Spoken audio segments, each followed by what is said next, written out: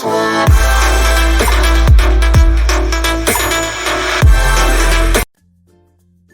yang pertama, sebuah benda bergerak di suatu permukaan yang kasar dengan koefisien gesekan antara permukaan dengan benda konstan sebesar mu. Bila awalnya energi kinetik benda adalah E dan jarak yang dapat ditempuh benda sebelum berhenti adalah X, maka besar massa benda adalah A 3E per G kali mu kali X, B E per 2G kali mu kali X, C 2 kali E per G kali mu kali X, D E per G kali mu kali X, E per 4G kali mu kali X. Nah, pembahasannya seperti yang berikut ini. Nah, di soal ini yang ditanya adalah kita mencari berapa besar massa dari benda itu. Oke, kita jawab ya. Nah, jadi mengerjakan ini kita di sini nanti menggunakan rumus mencari usaha, di mana rumus usaha di sini adalah gaya usaha sama dengan gaya dikali dengan perpindahannya, atau bisa juga nanti menggunakan rumusnya adalah perubahan energi kinetik, atau bisa juga menggunakan rumusnya adalah perubahan energi potensial. Nah, jadi inilah rumus kalau kita mencari besar usaha. Nah, jadi di sini rumusnya kita gunakan cukup yang ini aja, gaya kali perpindahan dengan perubahan energi kinetiknya. Nah, di sini F dikali dengan perpindahannya sama dengan perubahan energi kinetik. Nah, di mana F ini adalah gaya yang memperlambat benda itu bergerak. Nah, di sini berarti adalah gaya gesek, maka nanti ini menjadi gaya gesek dikali, sedangkan jaraknya di sini katanya bergerak sejauh X. Nah, sedangkan kalau yang ini adalah energi kinetik akhir dikurangi dengan energi kinetik awal. Nah, di akhir ini dia berhenti, artinya di energi kinetiknya sama dengan 0. Nah, maka nanti ini bisa kita ganti menjadi mu kali M dikali dengan G dikali dengan X sama dengan 0 dikurang dengan, nah di soal besarnya ini adalah E. Nah, kita di sini mencari massanya. Nah, pindahkan yang mu, G, dan X ini ke sebelah kanan. Maka nanti ini kita dapatkan menjadi M sama dengan minus E dibagi dengan percepatan gravitasi dikali dengan mu baru dikalikan dengan X. Nah, inilah jawabannya. Nah, berarti untuk soal nomor 1 ini pilihan jawaban yang paling tepat itu adalah bagian D. Nah, inilah cara mengerjakannya. Sebuah partikel bergerak ditembakkan dari ketinggian H dari tanah.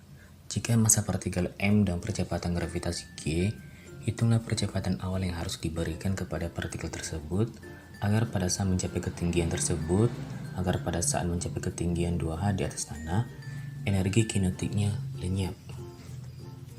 Nah, di sini pilihan jawabannya adalah akar 2G per H, B akar G kali H, C akar 2G kali H, D akar G kali H per 2, E akar 2H per G. Nah, penyelesaiannya seperti yang berikut ini.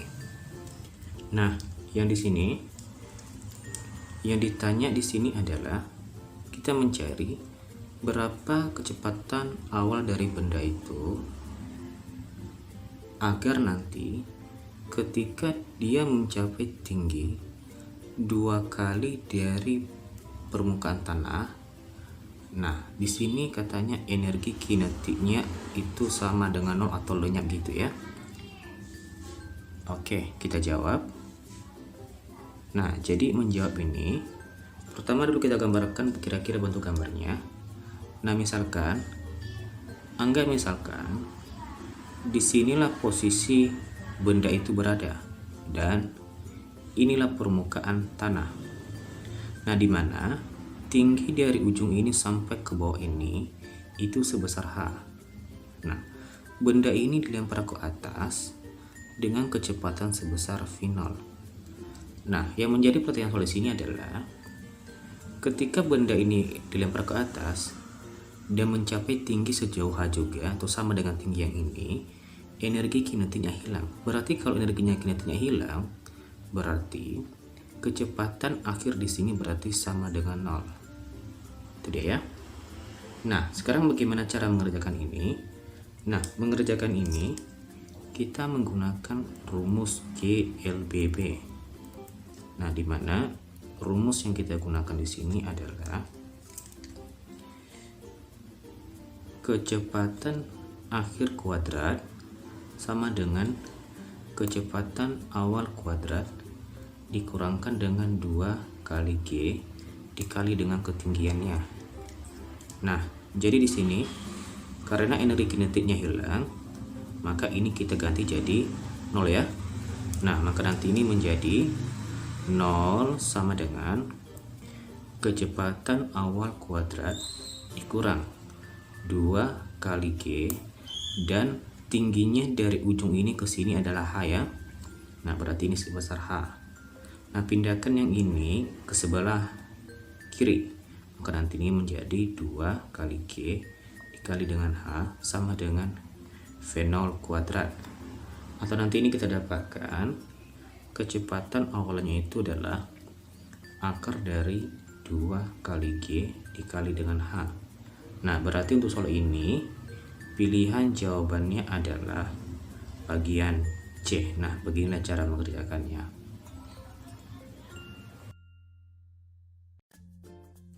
Sebuah kapal mengambang di permukaan air laut dengan sebagian volume kapal tadi berada di permukaan air. Massa total kapal adalah 100 ton, maka volume kapal yang berada di bawah permukaan air adalah, anggap massa jenis air laut sebesar 1 gram per cm kubik. A. 100 meter kubik, B. 1000 meter kubik, C. 10.000 meter kubik, D. 100.000 meter kubik, E. 1 juta meter kubik. Nah, penyelesaiannya seperti yang berikut ini. Nah, di soal ini, di sini diketahui bahwa massa dari kapal ini besarnya adalah 100 ton. Dimana kalau ini kita ubah ke kilogram, ini sama dengan 100.000 kilogram. Nah, yang ditanya pada soal ini adalah kita mencari berapa besar volume dari kapal itu yang masuk ke dalam air. Oke, kita jawab ya. Nah, untuk mengerjakan soal ini, kita di sini menggunakan hukum Archimedes, di mana hukumnya di sini berbunyi untuk benda yang terapung, maka berlaku di sini bahwa gaya apungnya ini sama dengan berat dari benda itu. Berarti di sini adalah sama dengan berat dari kapal itu. Oke, kemudian di sini juga besar gaya apung juga bisa dirumuskan dengan persamaan massa jenis fluida dikali dengan G dikali dengan volume benda yang masuk ke dalam fluida itu. Nah, jadi di sini kita ganti yang ini menjadi seperti ini. Dan V itu adalah M kali G, maka nanti ini menjadi massa jenis fluida dikali dengan percepatan gravitasi dikali dengan volume benda atau kapal di sini yang masuk ke dalam air sama dengan massa dikali dengan percepatan gravitasi. Nah, kita coretlah bagian ini.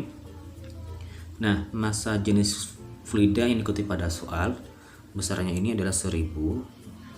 Nah, dikalikan dengan volume fluida. Nah, sama dengan besarnya ini adalah 100.000. Nah, jadi kita bisa mencoret yang ketiga nol ini dengan yang ini. Nah, maka nanti di sini volume fluida itu adalah 1100 meter kubik. Nah, berarti untuk soal ini pilihan jawabannya adalah bagian A. Nah, beginilah cara mengerjakannya. Soal nomor 4, sebuah pegas ringan memiliki tetapan pegas 500 Newton per meter.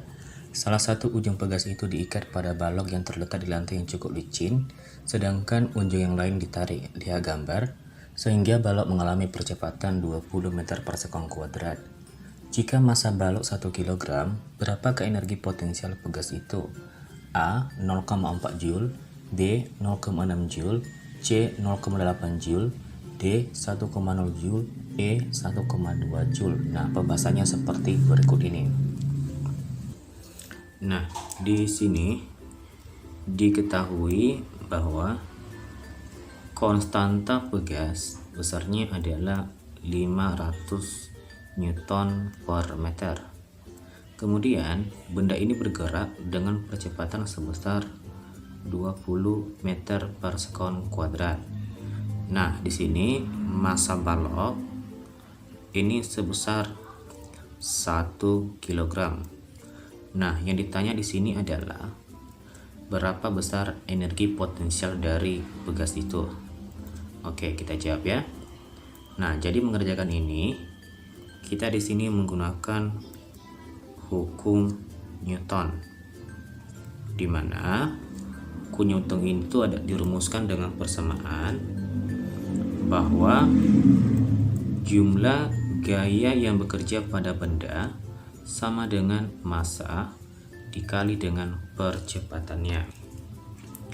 Nah, jadi kalau kita perhatikan pada benda ini bergerak karena pegas ditarik. Akibatnya juga benda itu ikut juga bergerak, sehingga nanti di sini gaya pegas itu dia sama dengan gaya yang membuat benda ini bergerak. Sehingga di sini jumlah gaya yang bekerja pada benda sama dengan gaya pegas. Oke ya, nah kita cari dulu besarnya ini dengan rumus yang ini ya. Nah, berarti di sini gaya pegas sama dengan massanya adalah 1 kg dan percepatannya 20. Maka nanti ini kita dapatkan menjadi 220 Newton ya.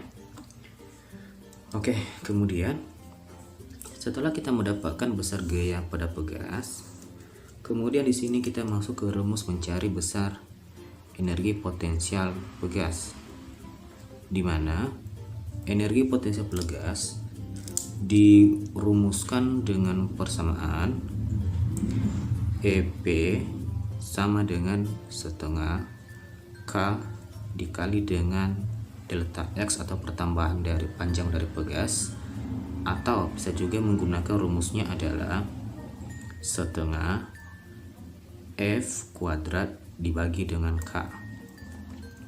Nah, jadi pada soal ini di sini diketahui bahwa ada nilai K dan kita tadi udah penilai F, maka yang rumus yang kita gunakan yang lebih cocok ini adalah menggunakan rumus ini jadinya.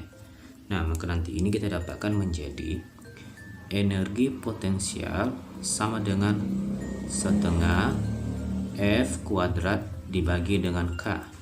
Nah, nilai F-nya adalah 20, kita masukkan ke sini dan K-nya itu adalah 500. Maka nanti ini menjadi setengah dikali 20 kuadrat dibagi dengan 500. Nah, 20 kuadrat ini dia sama dengan 400 ya, berarti kan setengah dikali dengan 400 baru dibagikan dengan 500. Nah, ini bisa kita coret, ini nanti jadi 200. Nah, 200 dibagi 500 ini sama dengan 0,4 Joule. Nah, berarti pilihan jawabannya adalah bagian A. Nah, beginilah cara mengerjakan soal nomor 4. Soal nomor 5, sebuah elektron dan sebuah proton dengan kecepatan yang sama besarnya tetapi saling bertolak belakang memasuki suatu wilayah bermedan magnet homogen. Rasio besar gaya yang dialami elektron terhadap yang dialami proton adalah, nah di sini keterangan MP dan ME itu adalah massa proton dan massa elektron. Nah, di sini pilihan jawabannya A, massa elektron dibagi dengan massa proton, B, massa proton dibagi dengan massa elektron, C, 1, D, 2 kali massa proton dibagi massa elektron, E1/2. Nah, bagaimana cara mengerjakan soal yang ini seperti pada pembahasan berikut ini. Nah, jadi untuk soal ini diketahui bahwa ada proton dan elektron masuk ke dalam suatu medan magnet di mana kecepatan proton itu sama dengan kecepatan dari elektron. Nah, yang ditanya di sini adalah berapa besar gaya magnetik yang dirasakan oleh elektron terhadap gaya yang dirasakan oleh proton. Oke, kita jawab ya. Nah, jadi mengerjakan ini, kita di sini menggunakan rumus mencari besar gaya Lorentz, di mana rumus mencari ini dirumuskan dengan persamaan besar gaya Lorentz sama dengan muatan dikali dengan medan magnet dikali kecepatan baru dikalikan dengan sin theta. Nah, di mana di sini sin theta itu adalah theta di sini adalah sudut yang dibentuk antara kecepatan dan medan magnet. Nah, sekarang cara mengerjakan ini kita bandingkan, yaitu dengan cara bandingkan antara gaya pada elektron terhadap gaya pada proton. Maka nanti ini menjadi muatan elektron dikali medan magnet dikali kecepatan elektron dikalikan dengan sin theta. Nah, dibagi dengan muatan proton dikali medan magnet dikali kecepatan proton dikalikan dengan sin theta. Nah, jadi di sini besar medan magnetnya sama, maka ini bisa kita coret. Di soal kecepatan elektron sama, ini juga kita coret, dan muatan elektron dan proton itu sama, ini juga kita coret. Kemudian ini bergerak sejajar tapi arahnya berlawanan, maka besar sudut ini juga sama yang ini dengan yang ini. Maka nanti ini kita dapatkan menjadi perbandingan antara gaya elektron terhadap gaya proton ini sama dengan 1. Nah, berarti untuk soal ini pilihan jawabannya adalah bagian C. Nah, beginilah cara mengerjakan soal nomor 5. Soal nomor 6, kapasitas suatu kapasitor plak sejajar dapat dinaikkan dengan. Nah, di sini kita mencari pernyataan yang benar. A. Menaikkan jumlah muatan. B. Menurunkan jumlah muatan. C. Menaikkan jarak antara plat. D. Menurunkan jarak antara plat. E. Menurunkan luas plat. Nah, bagaimana cara mengerjakannya seperti pada penjelasan berikut ini. Nah, jadi pada soal ini kita di sini mencari suatu pernyataan yang benar untuk kapasitor plak sejajar. Nah, jadi di sini dulu kita bahas dulu tentang kapasitor plak sejajar.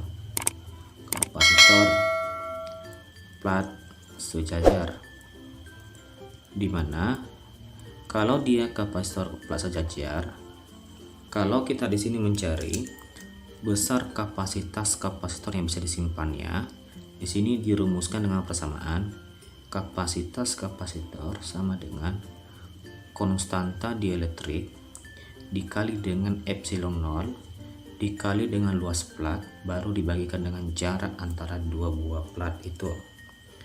Nah, jadi kalau kita perhatikan dari rumusnya ini, antara nilai C dengan D berbanding terbalik, C dengan A berbanding lurus, C dengan konstanta dielektrik berbanding lurus. Maka nanti di sini kita dapat bisa menyimpulkannya bahwa cara menaikkan kapasitas kapasitor plat sejajar dapat dilakukan dengan cara yang pertama adalah konstanta dielektriknya diganti dengan yang paling besar, berarti ini diperbesar berdasarkan rumus yang ini ya. Nah, kemudian luas plat ini juga diperbesar. Nah, sedangkan jarak kedua plat, nah ini diperkecil. Nah, jadi pilihan jawaban yang sesuai itu adalah bagian D, di mana bagian D itu adalah menurunkan jarak antara plat.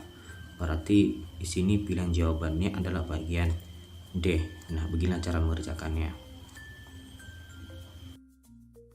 Soal nomor 7, suatu loop kawah berbentuk persegi 4 dengan panjang sisi 0,3 meter ditembus tegak lurus oleh medan magnetik luar 0,3 Tesla.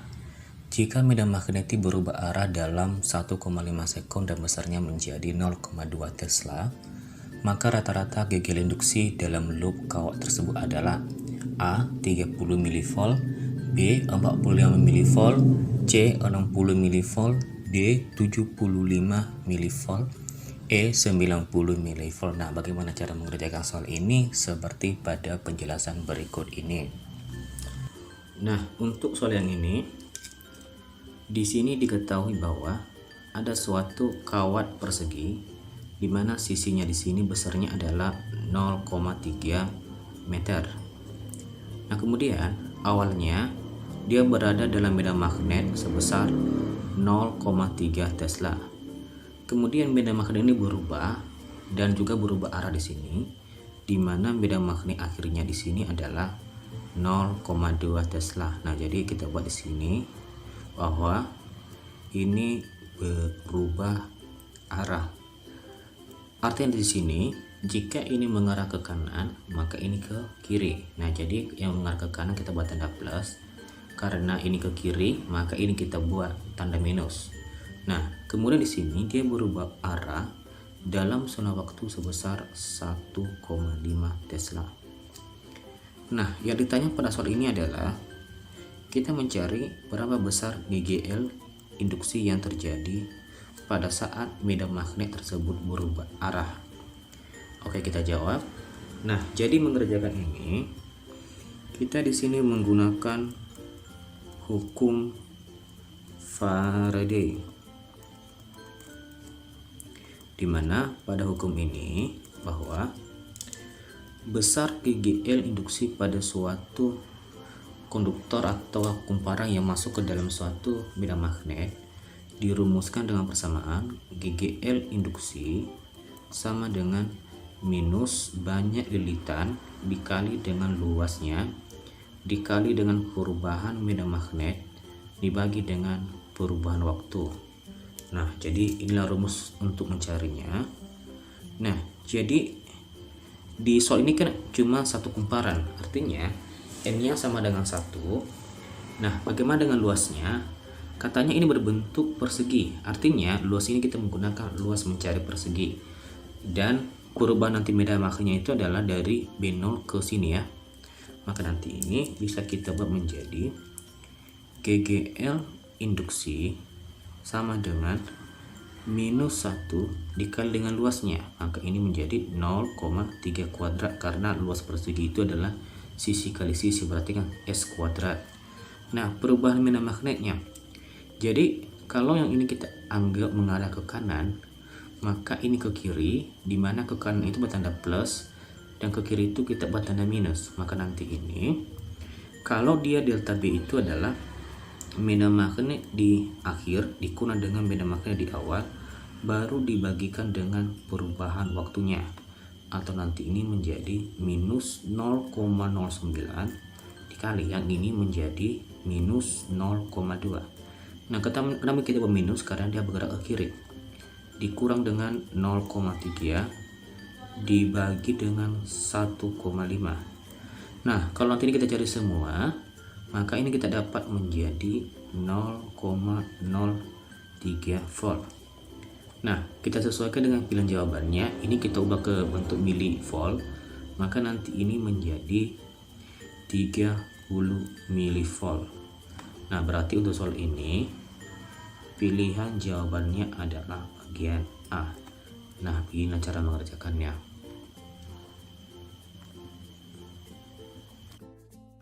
Soal nomor 8, sebuah kapal bermuatan bersandar di pulau bening air lautnya tenang, tak ada ombak. Ketika kapal dalam keadaan kosong tanpa muatan barang, akibat naik turunnya seorang kolasi dari kapal berayung-ayung naik turun terhadap permukaan air dengan periode ayunan T0. Ketika kapal berisi muatan penuh, kapal terayung-ayung naik turun terhadap permukaan air dengan periode T1. Rasio massa muatan kapal terhadap massa kapal ketiga kosong kira-kira A. T0 kuadrat per T1 kuadrat dikurang 1, B. T1 per T0 dikurang 1, C. T1 kuadrat dibagi dengan T0 kuadrat dikurang 1, bagian D. T1 kuadrat dibagi dengan T0 kuadrat, E. T0 per T1. Nah, bagaimana cara mengerjakan soal ini? Seperti pada penjelasan berikut ini. Nah, jadi untuk soal ini, di sini diketahui bahwa ada suatu kapal pada saat kosong, dia di sini memiliki periode ini sebesar T0. Nah, kemudian ketika dia penuh, dia di sini memiliki periode sebesar T1. Nah, yang ditanya pada soal ini adalah kita mencari berapa perbandingan antara massa yang pertama terhadap massa ketika dia dalam keadaan kosong. Oke, kita jawab.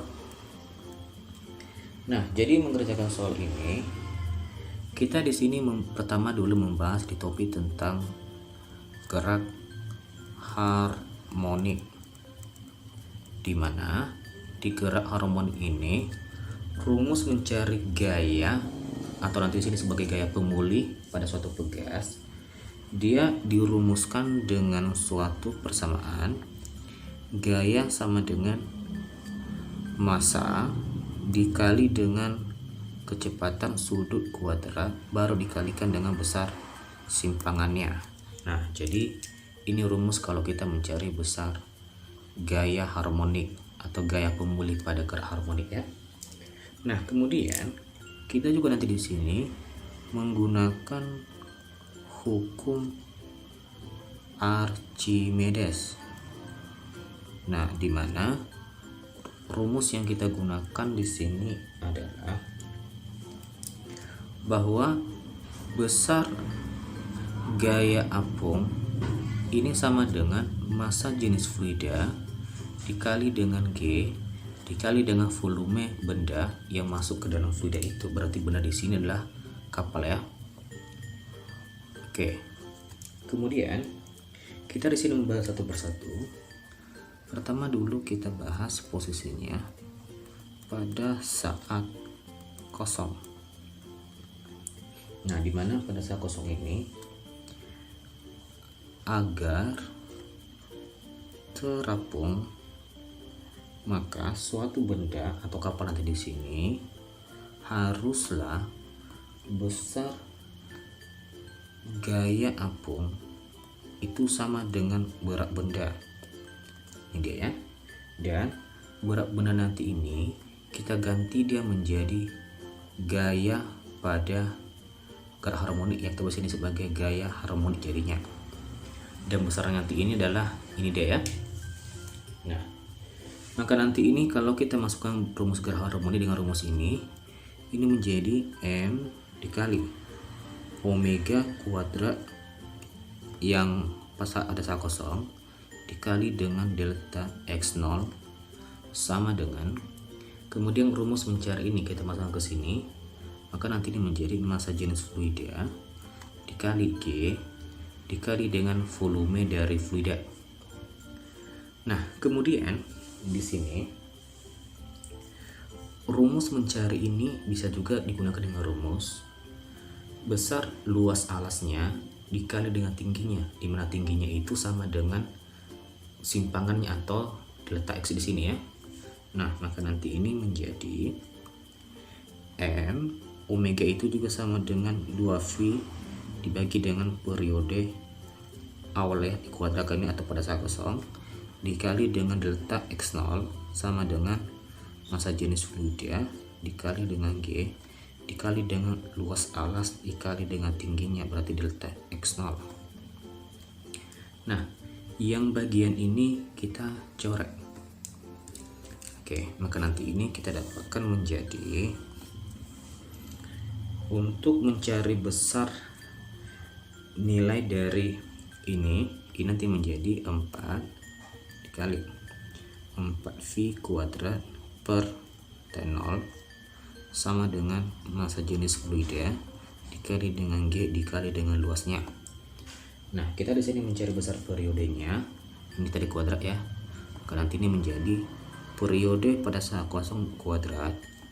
Ini sama dengan massa jenis fluida kali G dikali dengan luasnya, baru dibagikan dengan massa ketika kosong dikalikan dengan 4 kali V kuadrat. Nah, ini nanti besar periode kuadrat pada saat dia dalam keadaan kosong.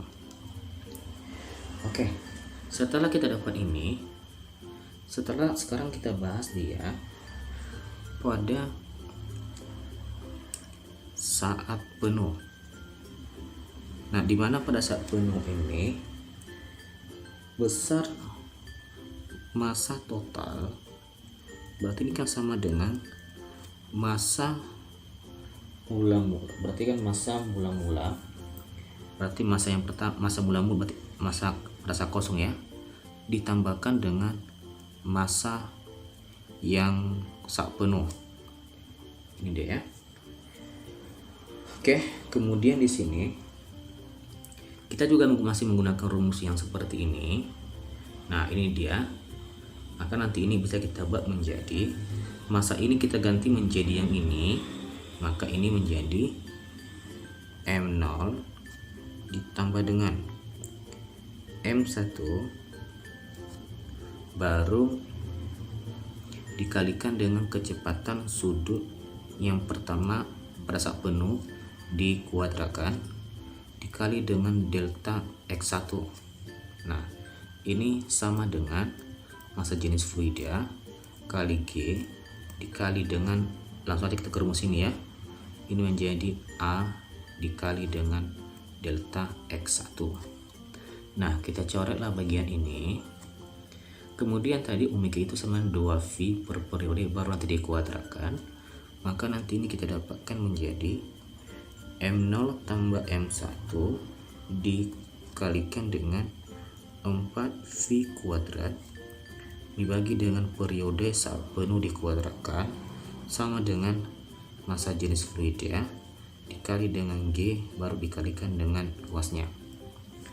Nah, kemudian setelah kita dapat yang ini, maka besar nanti periode ini bisa kita tuliskan menjadi massa jenis fluida kali G dikali dengan luasnya baru dibagikan dengan massa pada saat kosong ditambah dengan massa saat berisi baru dikalikan dengan 4 kali V kuadrat. Nah, inilah besar periode pada saat dia terisi. Oke, kemudian kita di sini bandingkan antara yang pertama terhadap yang kosong ya. Maka nanti ini menjadi T1 kuadrat per T0 kuadrat sama dengan massa jenis fluida kali G dikali dengan percepatannya dibagi dengan massa pada saat kosong ditambah dengan massa ketika penuh dikali dengan 4 kali V kuadrat dibagikan dengan pada saat dia kosong. Rumusnya adalah massa jenis fluida kali G dikali dengan luasnya baru dibagikan dengan massa saat kosong dikali dengan 4V kuadrat. Nah, kita coretlah bagian ini karena ini sama, baru bagian yang ini juga dengan yang ini. Atau nanti ini kita dapatkan menjadi periode pertama pada saat penuh dikuadratkan dibagi dengan periode saat kosong dikuadratkan sama dengan M0 per M0 ditambah dengan M1. Nah, setelah kita dapat nilai yang ini, kemudian di sini kita buat perkalian silang, yaitu kalikan yang ini ke sebelah ini dan juga yang ini. Maka nanti ini kita dapatkan menjadi T1 kuadrat dikalikan dengan M0 ditambah dengan M1 sama dengan M0 dikali dengan T0 kuadrat. Nah, kemudian kita kalikan ini ke dalam, maka nanti kita dapatkan menjadi T1 kuadrat kali M0 ditambah T1 kuadrat kali M1 sama dengan M0 dikalikan dengan T0 kuadrat. Nah, kemudian di sini pindahkanlah bagian yang ini ke sebelah kanan, maka nanti ini kita dapatkan dia menjadi T1 kuadrat dikalikan dengan M0, nah baru dikurangkan dengan M0 kali T0 kuadrat. Nah, pindahkan juga yang ini ke sebelah kanan, maka nanti menjadi minus T1 kuadrat dikalikan dengan M1. Nah, karena ini sama bisa kita gabung, maka nanti ini menjadi T1 kuadrat dikurang T0 kuadrat baru dikalikan dengan M0 sama dengan minus T1 kuadrat dikalikan dengan M1. Nah, kita di sini mencari perbandingan antara massa yang saat penuh terhadap pada saat kosong, maka pindahkanlah ini ke sebelah kanan dan yang ini ke sebelah kiri, maka nanti ini menjadi T1 kuadrat dikurang T0 kuadrat dibagi dengan minus T1 kuadrat sama dengan M1 berbanding dengan M0. Atau bagian ini bisa kita ganti nanti menjadi M1 per M0 ini sama dengan T0 kuadrat dikurang dengan T1 kuadrat dibagi dengan T1 kuadrat, atau ini bisa diganti menjadi M1 per M0 sama dengan T0 kuadrat dibagi dengan T1 kuadrat dikurang dengan 1. Nah, jadi inilah cara mengerjakannya. Jadi pilihan jawabannya adalah di bagian C. Inilah jawaban untuk soal nomor 8. Soal nomor 9, dua buah senar gitar yang panjangnya sama, gaya tegangan padanya sama tetapi massa total berbeda mengalami peristiwa resonansi. Bila senar pertama bergetar pada nada dasarnya, sedangkan senar kedua bergetar pada nada tingkat pertamanya, maka rasio massa senar pertama terhadap senar kedua adalah A 4, B 2, C 1, D setengah, E seperempat. Nah, bagaimana cara mengerjakan soal ini? Seperti pada pembahasan berikut ini. Pada soal ini, di sini ada dua buah dawai, di mana diketahui bahwa panjang dawai pertama sama dengan panjang dawai yang kedua, dan juga besar tegangan tali pada dawai pertama sama dengan tegangan tali pada dawai yang kedua. Nah, katanya pada soal ini kedua dawai ini beresonansi pada saat dawai pertama pada posisi frekuensi nada dasarnya, dan kemudian nanti dawai yang kedua ini pada frekuensi nada atas yang pertama. Nah, yang ditanya di sini adalah ketika terjadi resonansi seperti itu, berapalah perbandingan massa pada dawai pertama terhadap perbandingan massa pada dawai yang kedua. Oke, kita jawab. Nah, jadi mengerjakan soal ini, kita di sini menggunakan rumus mencari besar frekuensi nada dawai, di mana untuk dawai mencari besar frekuensinya, dia dirumuskan dengan persamaan frekuensi nada ke N sama dengan N ditambah 1 dikalikan dengan V per 2 kali R.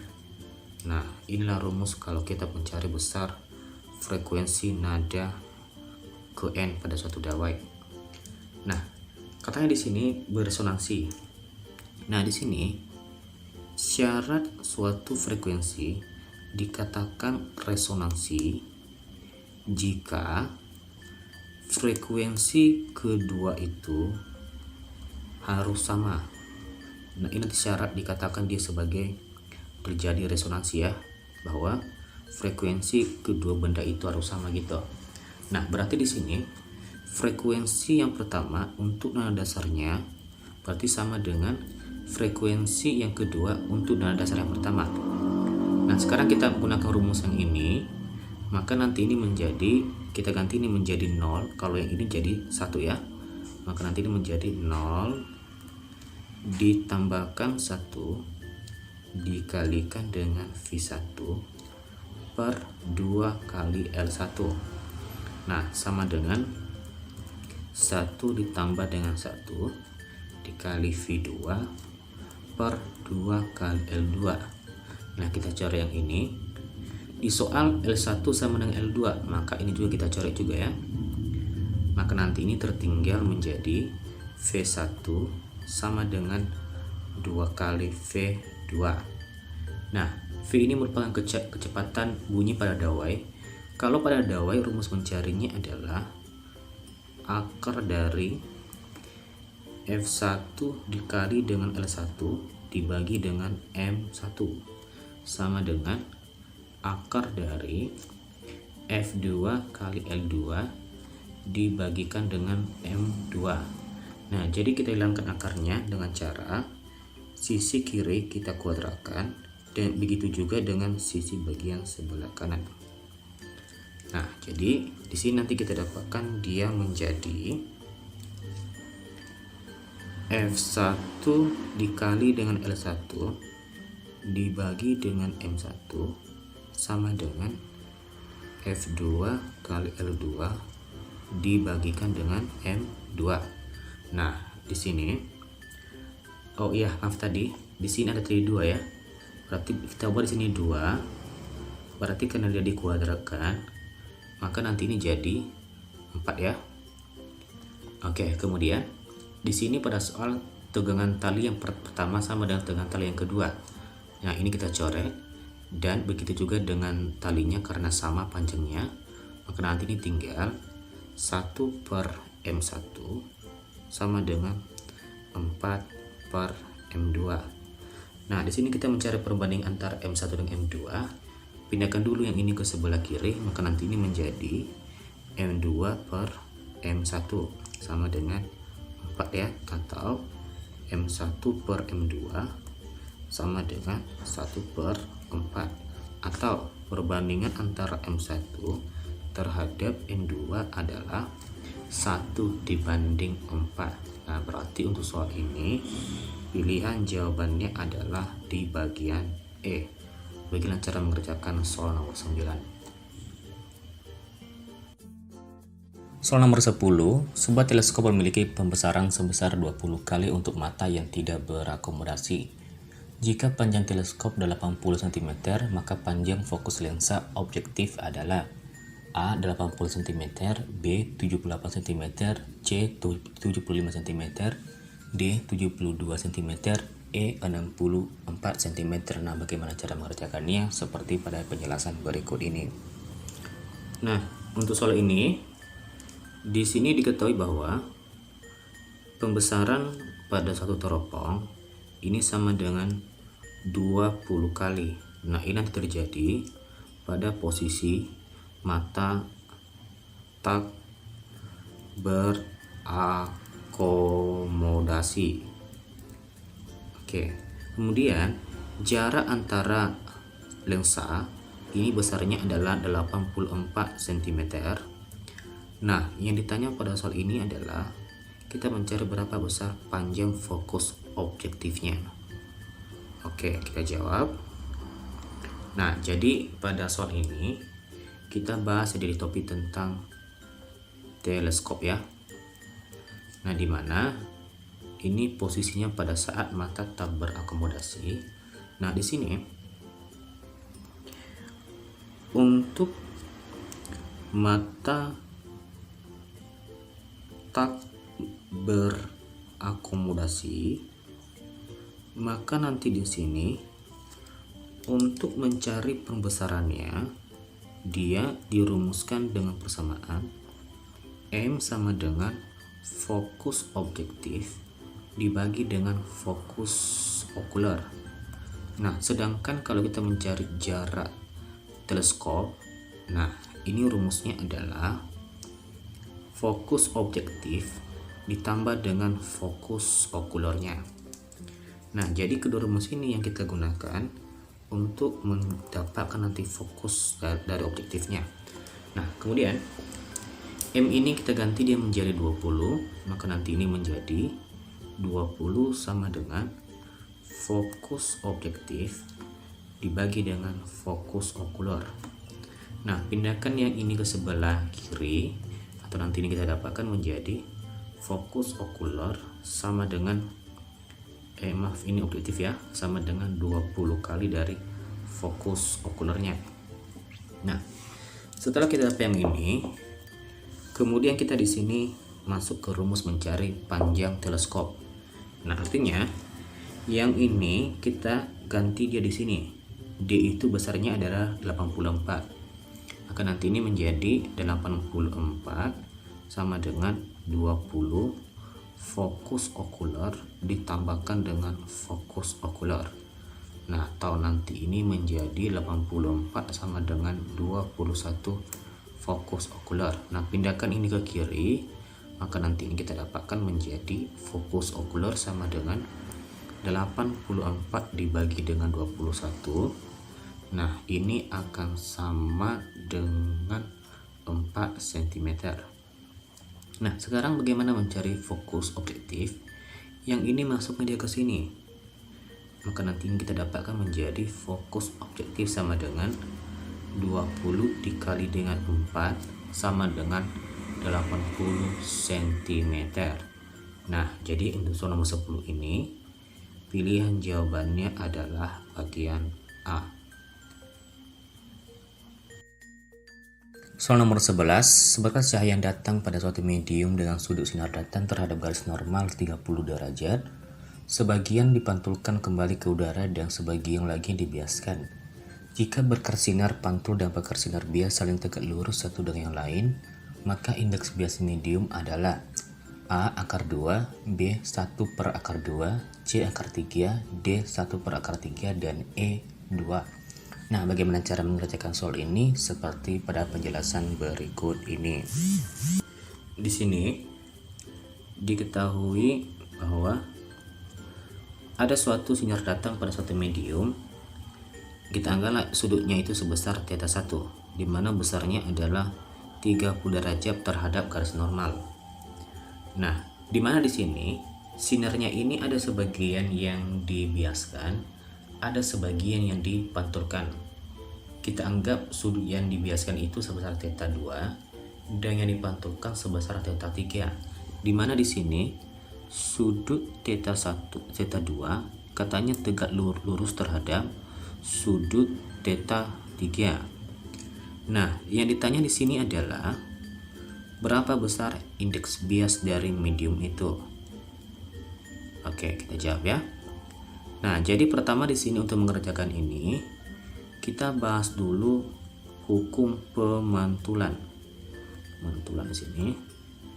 Nah, di mana pada pemantulan ini, jika seandainya anggap misalkan sebagai bidang yang licin, di mana bisa memantulkan suatu sinar.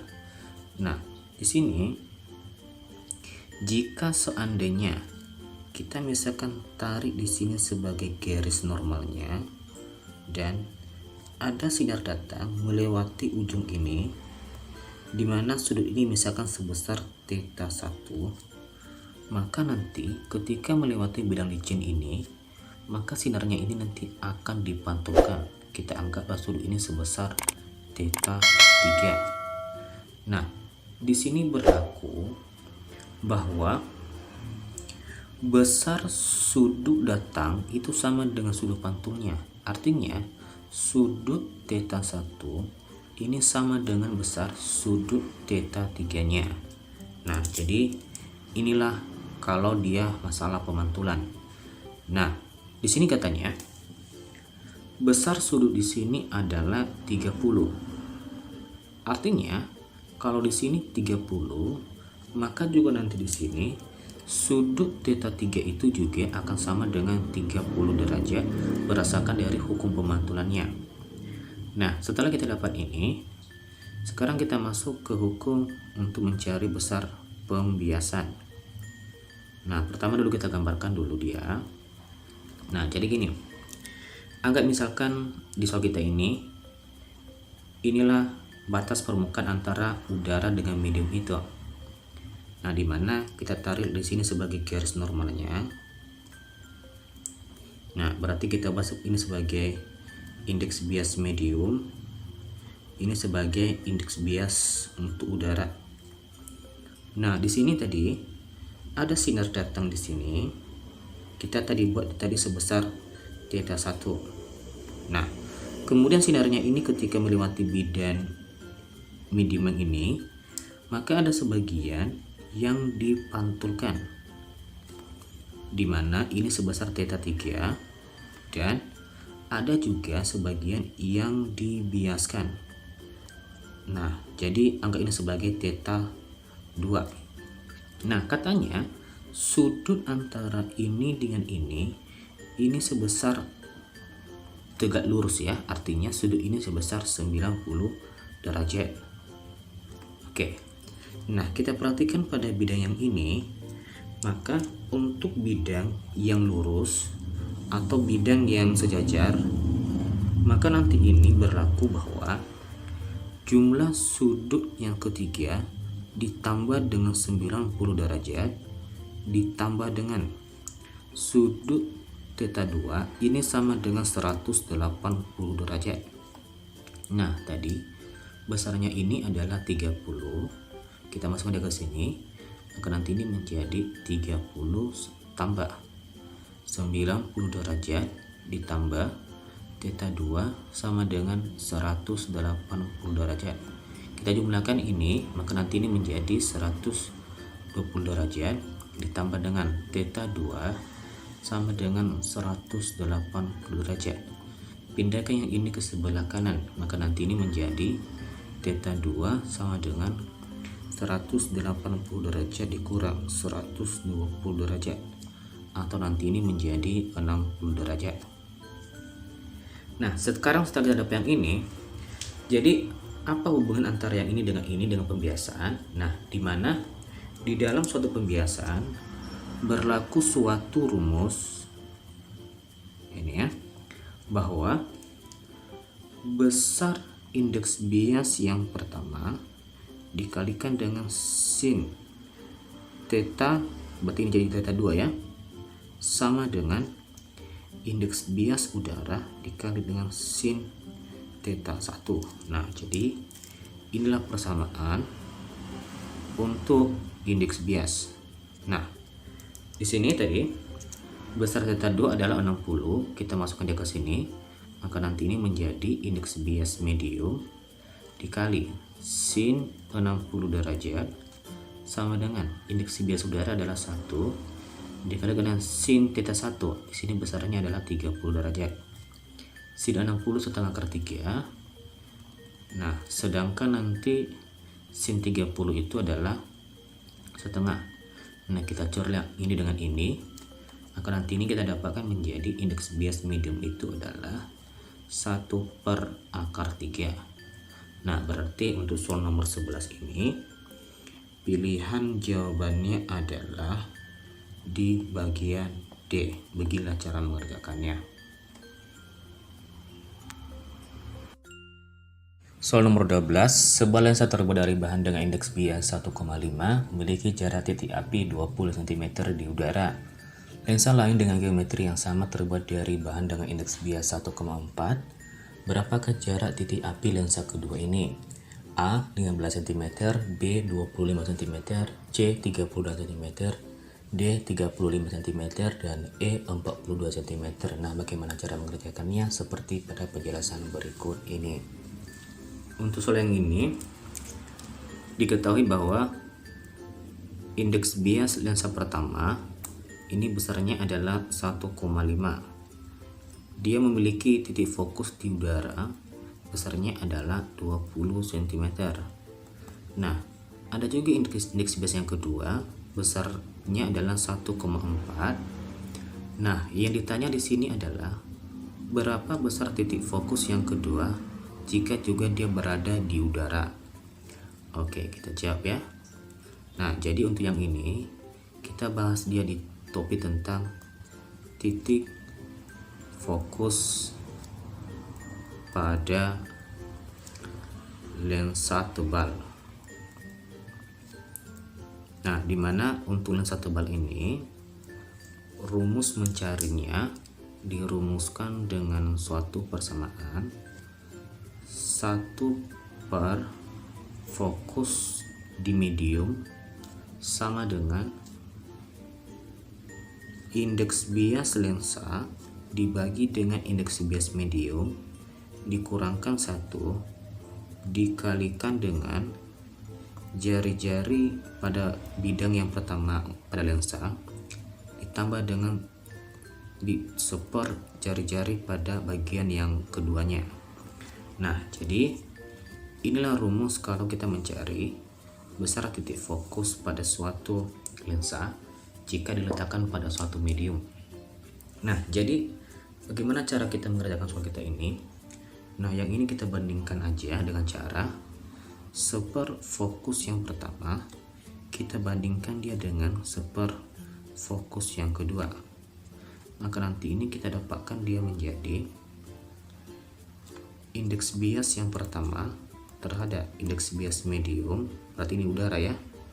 Nah, dikurangkan dengan 1 baru dikalikan dengan 1 per R1 ditambahkan dengan 1 per R2. Nah, baru dibagikan dengan indeks bias yang kedua dibagi dengan indeks bias di udara dikurangkan 1 baru dikalikan dengan 1 per R1 ditambah dengan 1 per R2. Nah, jadi di soal ini katanya bahwa ukurannya sama, artinya besar ini sama. Kalau gitu maka ini bisa kita coret jadinya, dan tadi kan udara adalah 1, ini juga 1 ya, besarnya ini adalah 1,5, sedangkan N2 nya adalah 1,4. Nah, kita masukkan ke dalam persamaannya, maka nanti ini kita dapatkan dia menjadi, ini bisa terbalik ya karena seper yang ini ya, maka nanti ini menjadi F2 per F1 sama dengan indeks bias yang pertama dikurang 1 per 1 dibagi dengan indeks bias yang kedua per 1 dikurang dengan 1. Nah, di sini besarnya ini adalah 1,5 dibagi 1, jadinya adalah 1,5 kurang 1.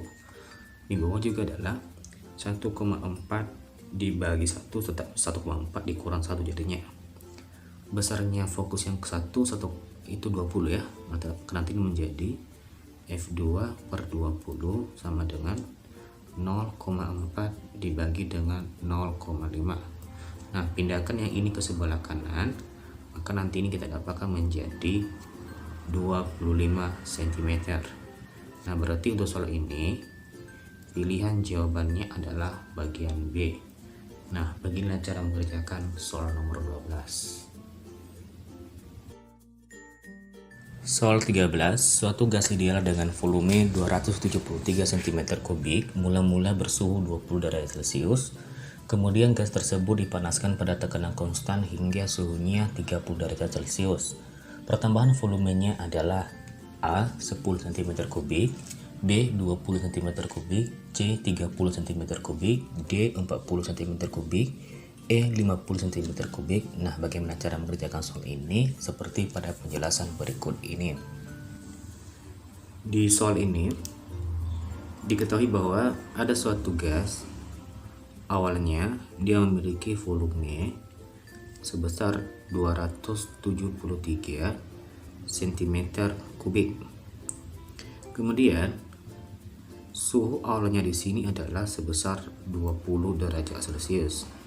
Nah, kita ubah dulu ini ke Kelvin, nanti ini menjadi 293 Kelvin.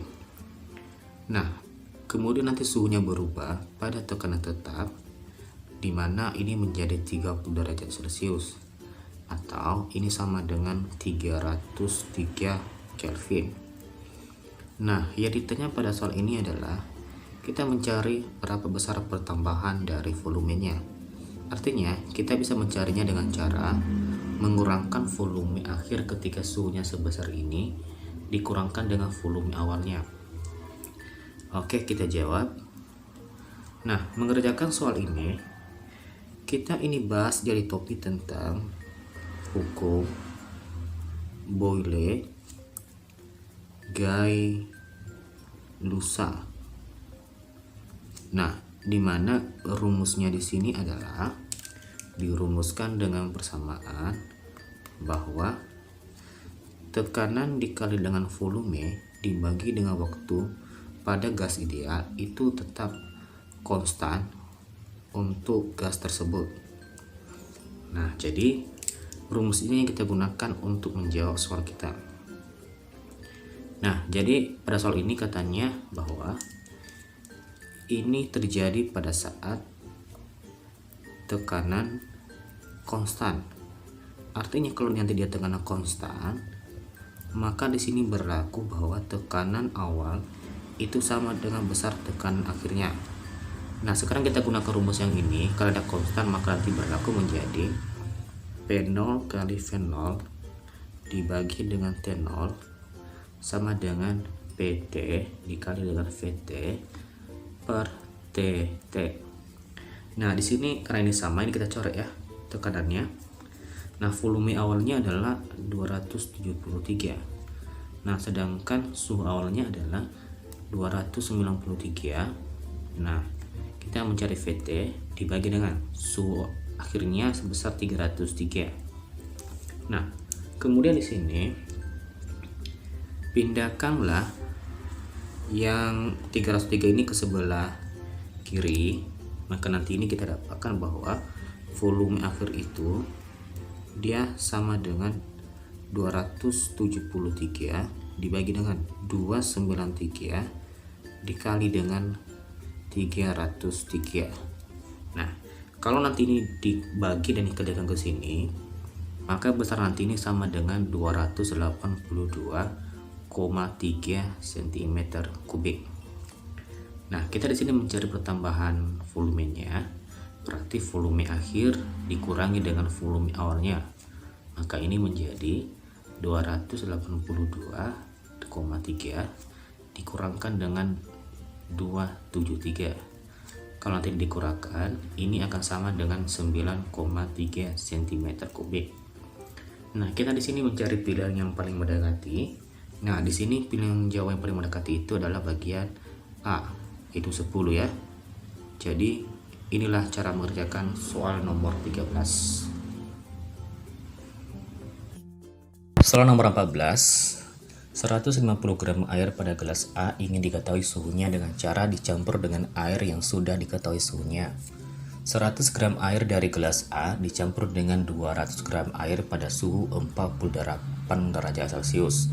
Sisanya 50 gram air dari gelas A dicampur dengan 150 gram bersuhu 50 derajat Celcius. Ternyata suhu akhir kedua campuran tersebut sama. Asumsikan tidak ada kalori yang hilang ke udara maupun ke wadah air. Suhu air mula-mula pada gelas A adalah A 72 derajat Celcius, B 66 derajat Celcius, C 60 derajat Celcius, D 56 derajat Celcius, E 54 derajat Celcius. Nah, bagaimana cara mengerjakannya? Seperti pada penjelasan berikut ini. Nah, untuk soal ini diketahui bahwa massa zat A, dimana maksudnya ini gelas A ya, dimana di sini ada air memiliki massa sebesar 150 gram. Nah, kemudian nanti ini kita di sini mencari tahu berapa suhu dari air di gelas A ini. Nah, di sini diketahui bahwa ketika massa A yang diambil sebesar 100 gram dicampurkan dengan air yang memiliki massa sebesar 200 gram dan memiliki suhu sebesar 48 derajat Celcius. Nah, di sini kita mendapatkan suhu campuran. Kita anggap misalnya sebesar TC yang pertama. Nah, kemudian sisanya itu berarti yang 50 gram lagi ini. Nah, massa A yang 50 gram lagi.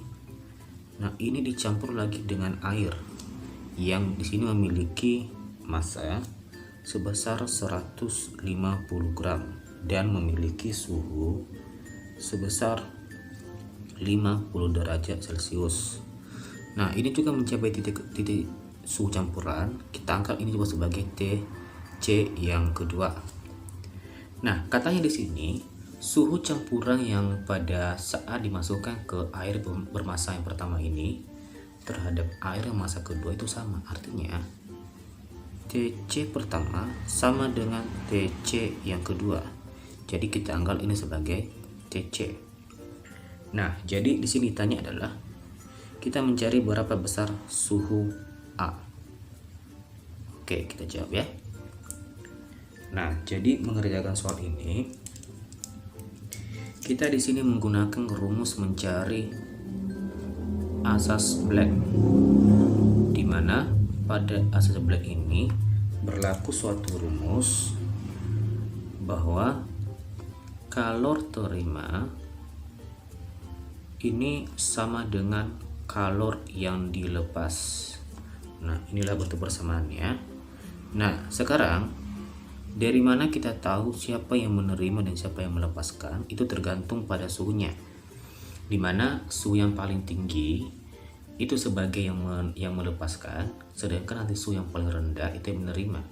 Dari soal kita ini, siapa yang paling tinggi? Apakah air atau massa yang pertama ini, atau air atau massa yang kedua? Nah, kalau kita perhatikan pada pilihan jawaban, semua suhunya itu di atas 48 dan 50. Artinya udah pasti suhu A itu lebih tinggi dari suhu pertama dan suhu yang kedua, karena pilihan jawaban semua di atas itu ya. Jadi bisa kita pastikan bahwa suhu yang si A ini pada kelas yang A ini suhunya lebih besar dari ini semua. Artinya air pada gelas yang A ini sebagai yang menerima. Oke ya. Nah, jadi setelah kita dapat kesimpulan seperti itu, maka sekarang kita kerjakan. Nah, yang pertama yang kita kerjakan di sini dulu adalah pada keadaan yang pertama. Oke, ini yang pertama ini. Maka nanti di sini berlaku yang menerima berarti si Q1 ya, yang melepaskan adalah QA atau pada gelas A. Q1 rumusnya adalah M1 kali C1 kali perubahan suhu yang pertama sama dengan MA kali CA kali perubahan suhu di A. Nah, di sini ini kan sama-sama dengan air. Artinya kalau ini sama-sama air, maka kalau jenis yang pertama ini sama dengan kalau jenis pada gelas yang A. Nah, kemudian kita masukkan massa pertama, besarnya di sini adalah 200. Perubahan suhunya berarti suhu tinggi dikurang dengan suhu rendah antara suhu ini dengan yang ini. Nah, berarti yang paling tinggi yang ini yang rendah ya. Maka nanti ini menjadi TC yang pertama dikurang 48 sama dengan 100 dikali dengan delta TA. Berarti yang paling tinggi di sini berarti suhu air pada gelas A ya, TA dikurang dengan TC yang pertama. Oke, kemudian ini bisa dicoret. Nah, TC1 tadi kita ganti dia menjadi TC, maka nanti ini menjadi 2 TC dikurang 48 sama dengan TA dikurang dengan TC. Nah, kita klik ini ke dalam, maka nanti ini menjadi 2 TC dikurang 96 sama dengan TA dikurang dengan TC. Nah, pindahkan yang ini ke sebelah kiri dan juga yang ini. Maka nanti ini menjadi 3TC dikurang dengan TA, pindahkan ini ke sebelah kanan menjadi 96. Nah, jadi anggap ini sebagai persamaan yang pertama. Nah, setelah kita dapat ini, sekarang kita masuk pada keadaan yang kedua. Nah, berarti ini juga adalah Q2 yang menerima, lalu sebagai Q lepas itulah si A. Berarti ini menjadi M2 kali C2 kali perubahan suhu yang kedua sama dengan MA kali CA kali perubahan suhu di A. Nah, ini juga dicoret karena ini sama-sama dengan air. Masa yang kedua adalah 150. Nah, perubahan suhunya berarti TC yang kedua dikurang dengan 50 derajat. Nah, sama dengan masa yang A adalah 50. Nah, dikalikan dengan TA dikurang dengan TC2. Nah, ini kita coret, nanti ini tinggal 3. Nah, karena nanti ini menjadi 3 TC2 dikurang dengan 50 sama dengan TA dikurang dengan TC2. Nah, tadi TC1 sama dengan TC2 sama dengan TC, kita gantilah ini menjadi TC dan kita kalikan ini ke dalam, maka nanti ini menjadi 3TC dikurang 150 sama dengan TA dikurang dengan TC. Pindahkan ini ke kiri dan ini juga ke kiri juga, maka nanti ini menjadi 4TC dikurang TA, ini ke sebelah kanan menjadi 150. Nah, anggap ini sebagai persamaan yang kedua. Nah, sekarang setelah kita dapat kedua persamaan ini, nah berikutnya di sini kita buat dia mencari secara eliminasi gitu. Nah, berikut di sini adalah eliminasikan. Nah, di sini adalah persamaan 1 dan persamaan 2. Nah, berarti persamaan 1 tadi yang ini, nanti ini menjadi 3TC kurang TA sama dengan 96. Sedangkan yang kedua 4TC dikurang dengan TA sama dengan 150. Nah, yang kita cari adalah TA, jadi ini kita hilangkan, maka atasnya ini kita kali 4, bawahnya kita kali 3. Nah, maka nanti ini kita dapatkan menjadi 12TC kurang 4TA sama dengan 384. Ini juga menjadi 12TC dikurang 3TA, ini sama dengan 450. Nah, supaya ini hilang maka ini harus kita kurangkan. Nah, yang ini kurang yang ini akan sama dengan 0. Minus 4TA dikurang dengan minus 3TA menjadi minus TA. Nah, kemudian 384 dikurang dengan 450, ini sama dengan minus 66 derajat Celcius. Atau nanti ini menjadi TA sama dengan 66 derajat Celcius. Nah, berarti untuk soal nomor 14 ini pilihan jawabannya adalah di bagian B. Beginilah cara mengerjakannya. Soal nomor 15 adalah eksperimen efek fotolistrik. Bila frekuensi cahaya yang digunakan sudah di atas ambang batas terjadinya efek fotolistrik, maka potensial pengganti akan memberikan energi. Nah, di sini kita mencari pernyataan yang benar. A. Kinetik minimum elektron yang dapat lepas dari logam. B. Potensial minimum elektron yang dapat lepas dari logam. C. Kinetik maksimum elektron yang dapat lepas dari logam. D. Potensial maksimum elektron yang tidak dapat lepas dari logam. E. Potensial minimum elektron yang tidak dapat lepas dari logam. Nah, bagaimana cara mengerjakan soal ini? Seperti pada penjelasan berikut ini. Jadi untuk soal ini kita di sini mencari pernyataan yang benar. Nah, untuk menjawab itu kita bahas jadi topik tentang efek fotolistrik, di mana untuk mencari besar energi kinetik maksimum, dia di sini dirumuskan dengan persamaan EK sama dengan energi foton dikurangkan dengan energi ambang atau fungsi kerja dari logam itu. Nah, ini rumus untuk mencari besar energi kinetiknya. Nah, di sini katanya elektron itu terlepas, maka di sini ada syarat dikatakan elektron terlepas. Nah, yang pertama di sini adalah besar energi foton itu, yang ini harus lebih besar dari fungsi kerjanya atau energi ambang dari logam ini. Kemudian frekuensi dari foton itu harus lebih besar dari frekuensi ambangnya. Nah, kemudian panjang gelombang foton itu lebih kecil dari panjang gelombang yang dari fungsi kerjanya ini. Nah, kemudian di sini besar energi kinetik ketika elektron juga terlepas dirumuskan juga dengan persamaan setengah m kali kecepatan kuadrat.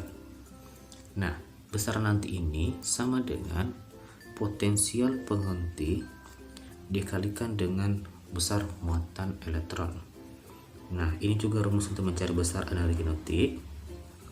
Nah, di sini V0 di sini dikatakan sebagai potensial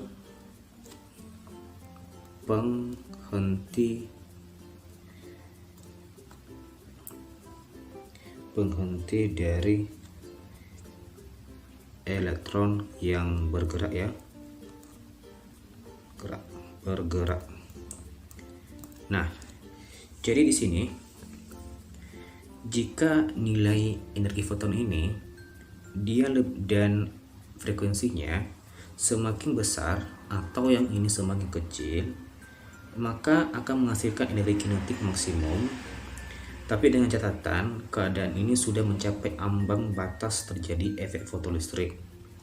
Nah, kemudian pada rumus V0 kali E, maka dengan memberikan potensial penghenti di sini, maka itu nanti nilainya akan berbanding dengan ini.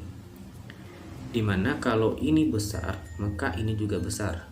Dimana ini sebagai energi kinetik maksimum, atau di sini ketika dia berbanding lurus, maka potensial pengganti ini juga itu akan sama dengan energi kinetik maksimumnya juga nanti berikutnya. Jadi di sini pilihan jawaban yang paling sesuai adalah kunci jawaban bagian C. Nah, kita nanti cara mengerjakannya ya, bagian C berdasarkan dari rumus yang ini. Soal 16, usaha yang harus diberikan untuk menaikkan kecepatan sebuah partikel bermassa m dari 0,6 kecepatan cahaya menjadi 0,8 kecepatan cahaya adalah sebesar A 10 per 48 m kali c kuadrat, B 10 per 24 m kali c kuadrat, C 10 per 12 m kali c kuadrat, D 1 per 24 m kali c kuadrat, E 1 per 12 M kali C kuadrat. Nah, bagaimana cara mengerjakan ini seperti pada penjelasan berikut ini. Untuk soal ini yang diketahui bahwa kecepatan yang pertama ini besarnya adalah 0,6 C. Nah, kemudian dia ditingkatkan ini menjadi kecepatan yang kedua sebesar 0,8 C. Nah, yang ditanya di sini adalah ketika kecepatannya berubah dari sini menjadi yang ini, berapa besar usaha yang dikerjakan pada di sini kalau gitu ya. Oke, kita jawab. Nah, mencari ini adalah kita di sini menggunakan rumus mencari besar energi kinetik relativitas ya, karena ini kita bahas tentang relativitas. Nah, jadi di sini rumus untuk mencari energi kinetik relativitas dirumuskan dengan persamaan energi kinetik sama dengan energi total dikurangkan dengan energi dalam keadaan diam. Nah, atau rumus nanti ini bisa juga diganti menjadi energi kinetik sama dengan gamma kurang 1 dikalikan dengan E0. Nah, di sini gamma itu merupakan suatu tetapan. Nah, ini nanti memudahkan kita untuk mengerjakan soal kita ini. Jadi nanti disingkat dia menjadi gamma. Nah, di mana di sini besar gamma itu dia sama dengan 1 per akar dari 1 kurang V kuadrat per C kuadrat. Nah, di sini nanti untuk nilai gamma ini nanti ada suatu nilai khusus, di mana ketika kecepatan suatu benda ini sebesar 0,6 kecepatan cahaya, maka kita bisa mengganti gamma itu menjadi 5/4. Nah, sedangkan nanti jika kecepatannya menjadi 0,8 kecepatan cahaya, maka gamma ini bisa kita ganti menjadi 5/3. Oke, nah sekarang kita masuk ke soal kita. Nah, di sini kita dulu membahas dulu ketika kecepatannya sebesar 0,6 baru nanti 0,8 ya. Pertama dulu, untuk energi kinetik yang pertama, maka nanti ini gammanya ketika 0,6 kita ganti dia jadi seperti ini. Maka nanti ini menjadi 5/4 dikurang 1 dikalikan dengan E0. Atau nanti ini menjadi 1/4 dari E0. Kemudian kita sekarang masuk ke sini, kalau dia 0,8 kecepatannya, maka gamma itu sama dengan 5/3. Maka nanti ini menjadi EK2 sama dengan 5/3 dikurang 1 dikalikan dengan E0. Maka nanti ini menjadi 2/3 E0 jadinya. Nah, sekarang setelah kita dapat nilai dari energi kinetiknya, sekarang kita di sini mencari besar usaha, di mana usaha itu dirumuskan dengan persamaan usaha sama dengan perubahan energi kinetik. Nah, berarti ini artinya adalah energi kinetik akhir dikurangi dengan energi kinetik awal. Maka nanti ini kita tulis menjadi W sama dengan EK per kedua dikurang dengan EK yang pertama. Energi kinetik yang kedua besarnya yang ini, dan yang pertama nanti yang ini kita masukkan dia ke sini. Maka ini menjadi 2/3 E0 dikurang 1/4 E0. Maka nanti ini kita dapatkan dia menjadi 5/12 E0. Nah, di soal besarnya E0 itu sama dengan MC kuadrat, maka ini nanti menjadi 5/12 M kali C kuadrat. Nah, kemudian kita sesuaikan dengan pilihan jawabannya. Ini bisa kita ganti menjadi 10/24 M kali C kuadrat. Nah, berarti untuk soal ini pilihan jawabannya adalah di bagian B. Beginilah cara mengerjakannya. Soal nomor 17, suatu inti reduktif A memiliki waktu paruh 12 jam jika suatu sampel yang pada awalnya berisi M0 gram inti atom A, maka selama waktu T 44 jam hingga T 60 jam, banyak inti A yang meluruh adalah sebanyak A M0/32, B M0/16, C M0/6, D M0/4, E M0/2. Nah, bagaimana cara mengerjakannya? Seperti pada penjelasan berikut ini. Nah, untuk yang ini diketahui bahwa waktu paruhnya ini sebesar 12 jam. Nah, kemudian di sini masa awal ini sebesar M0.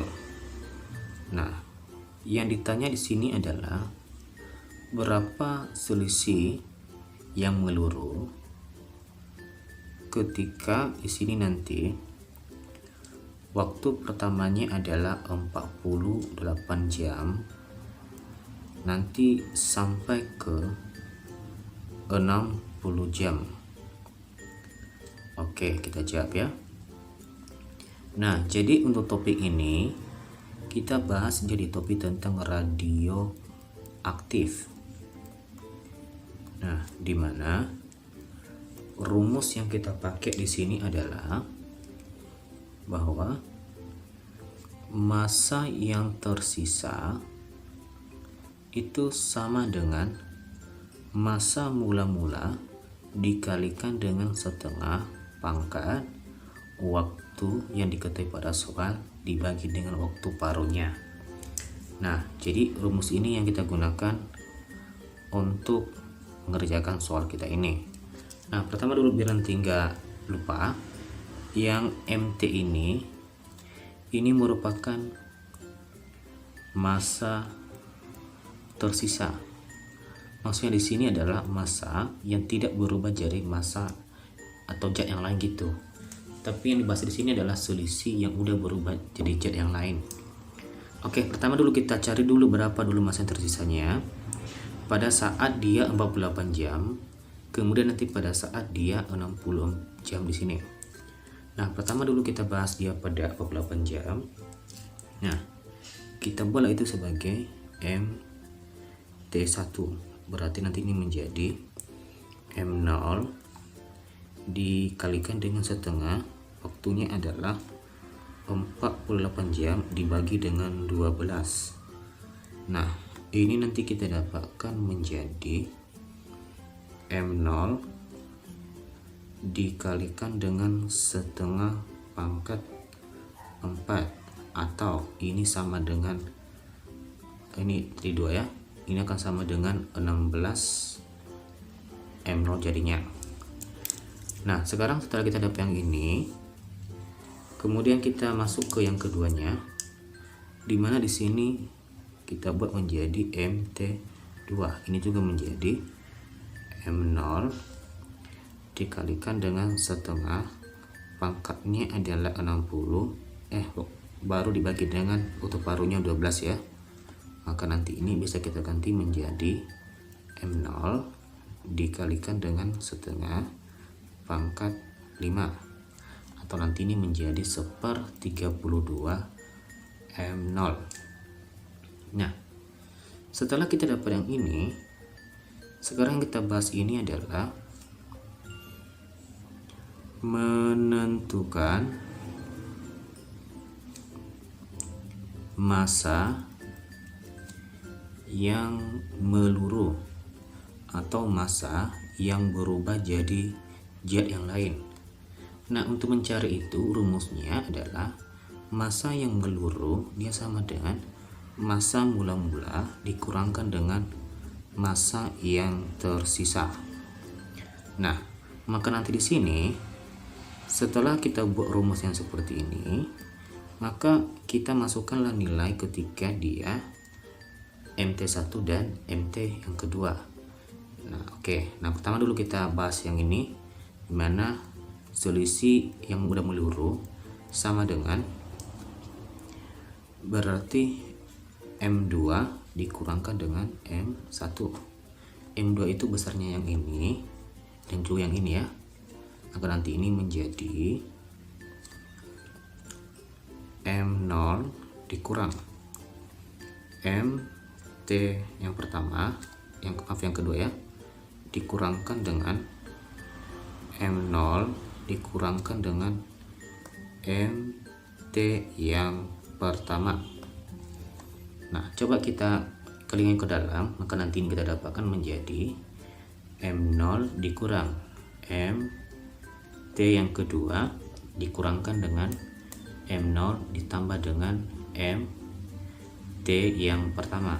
Nah, ini bisa dicoret, maka nanti ini tinggal minus MT yang kedua dikurangkan ditambah dengan MT yang pertama.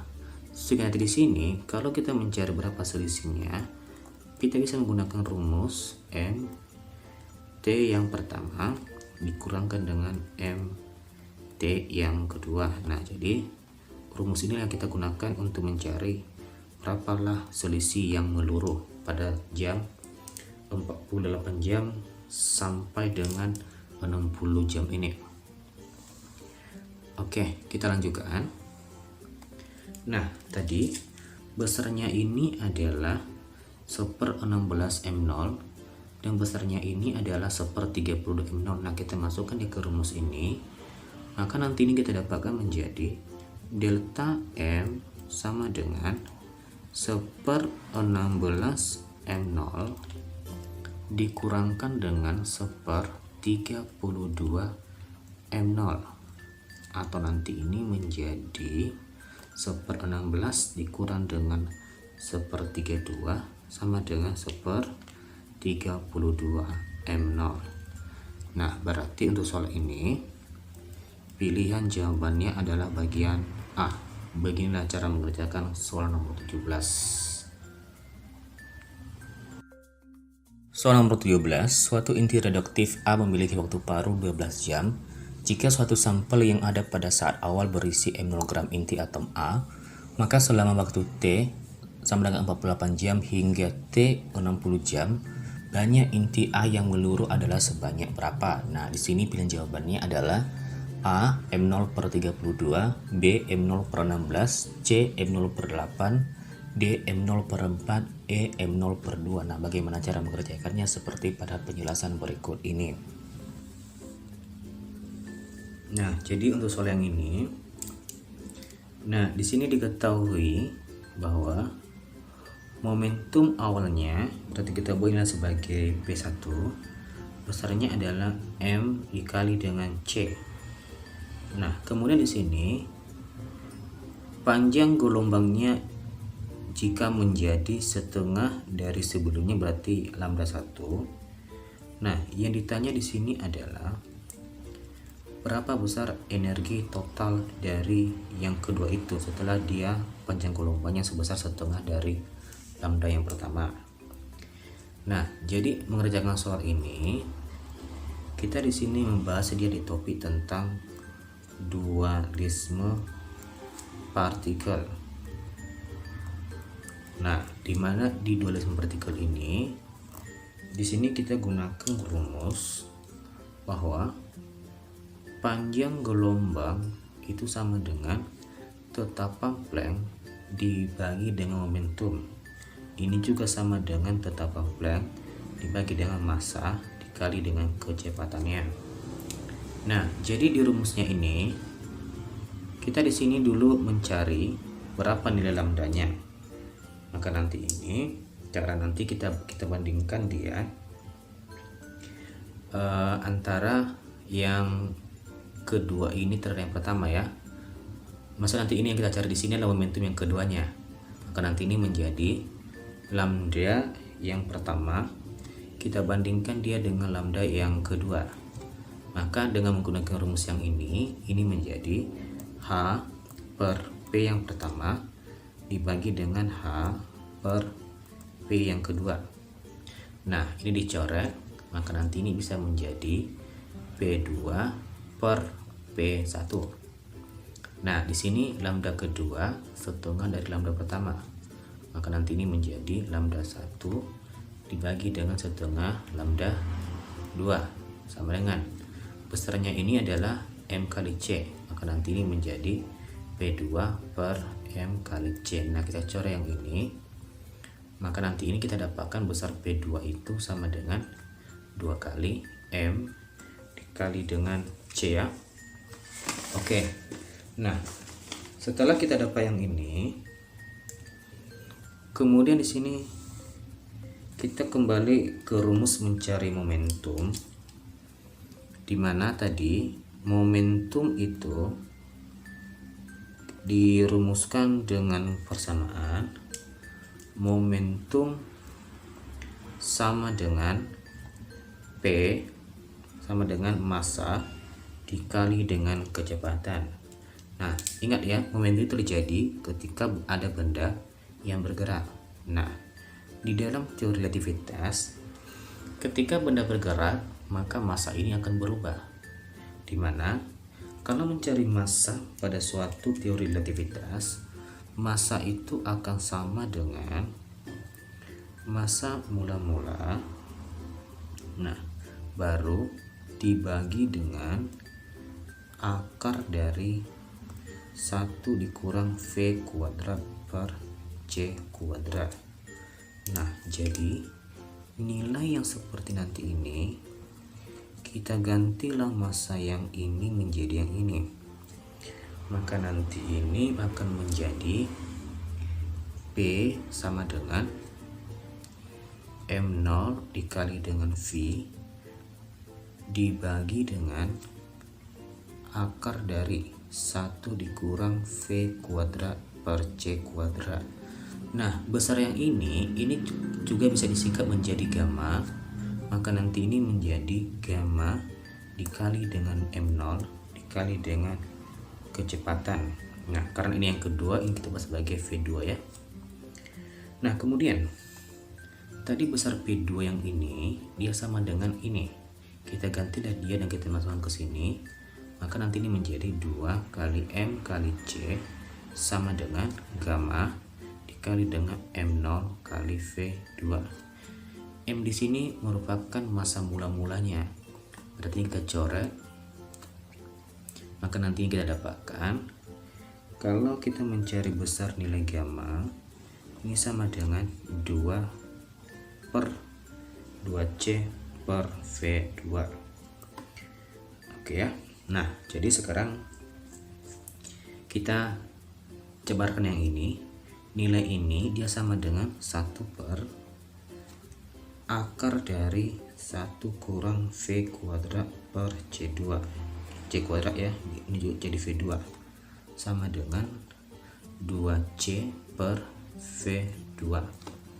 Nah, kita di sini menghilangkan akar ini dengan cara yang bagian ini kita kuadrakan.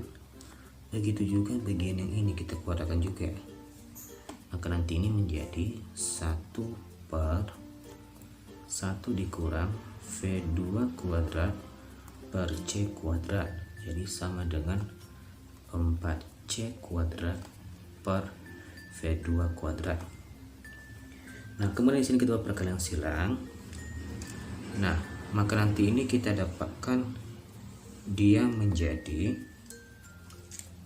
V2 kuadrat ini sama dengan 4C kuadrat dikurang dengan 4V2 kuadrat.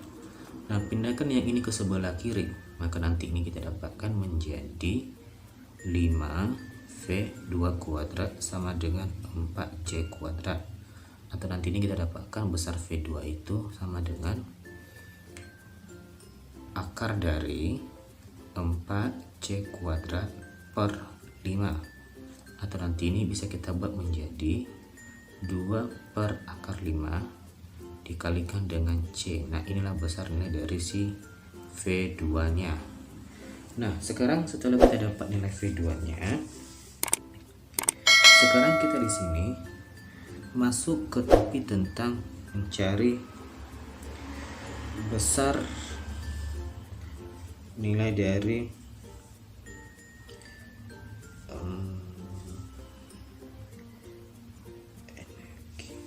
di sini. Oke, maaf ya. Ini kita di sini kan mencari besar energi kinetik. Nah, dimana di sini mencari besar energi kinetik dirumuskan dengan persamaan E sama dengan M kali C kuadrat, atau ini juga nanti bisa diganti menjadi gamma dikali dengan M0 kali C kuadrat. Nah, jadi yang ini rumus kalau kita mencari besar energi total. Oke, maaf ya, yang ini energi total. Oke, maka nanti ini kita dapatkan menjadi energi total sama dengan, nah tadi gamma itu besarnya adalah Nanti dia ya. Gamma tadi dia adalah 2C per V2 ya. Nah, kita masukkan dia ke sini menjadi 2C per V2 dikali dengan M0 kali C kuadrat. Nah, V2 itu besarnya yang ini. Maka nanti ini menjadi 2C diganti yang ini menjadi 2C per akar 5 dikali dengan M0 kali C kuadrat ya. Nah, kita coret yang ini, maka nanti ini menjadi akar 5 kali M0 kali C kuadrat. Nah, berarti untuk soal ini pilihan jawabannya adalah bagian D. Nah, begini cara mengerjakannya. Soal nomor 19, suatu partikel dengan massa diam M memiliki momentum akar 0,44 M kali C. Energi kinetik partikel ini adalah A 0,5 M kali C kuadrat, B 0,4 M kali C kuadrat, C 0,3 M kali C kuadrat, D 0,2 M kali C kuadrat, E 0,1 M kali C kuadrat. Nah, bagaimana cara mengerjakannya? Seperti pada penjelasan berikut ini. Nah, untuk soal yang ini, di sini diketahui bahwa massa ketika dia diam dibuat sebagai M.